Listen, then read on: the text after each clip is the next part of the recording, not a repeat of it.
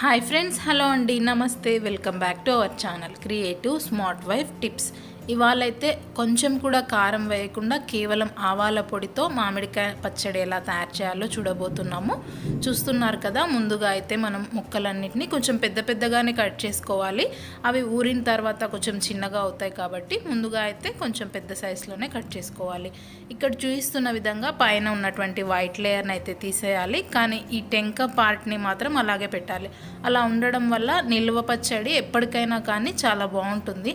అంటే ముక్క మరీ మెత్తపడకుండా చిదింపోకుండా చాలా బాగుంటుంది. ఈ మధ్యలో ఉన్నటువంటి జీడి కూడా పాడేయకుండా ఆయిల్లో దోరగా ఫ్రై చేసి చట్నీలో కలుపుకున్నట్టయితే చాలా చాలా టేస్టీగా ఉంటుంది. సో ముందుగా అయితే మామిడికాయ ముక్కలన్నిటిని కూడా ఒక 6 గ్లాసులు తీసుకున్నాను. 6 గ్లాసుల మామిడికాయ ముక్కలకి 1 గ్లాసు ఉప్పు పట్టింది.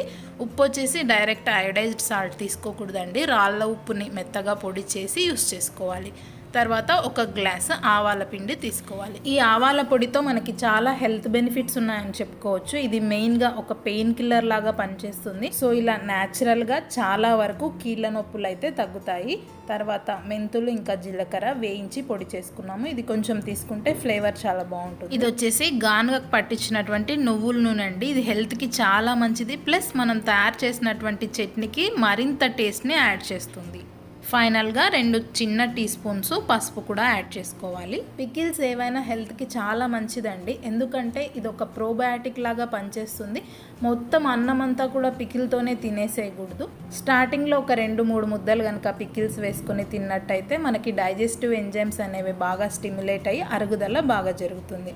సో మొత్తం పొడులన్నిటిని కూడా చక్కగా కలుపుకొని మనం మామిడికాయ ముక్కలకి పట్టించాలి. మెయిన్గా మనం ఇక్కడ కారం యూజ్ చేయడం లేదు కాబట్టి పిల్లలు కూడా తింటారు.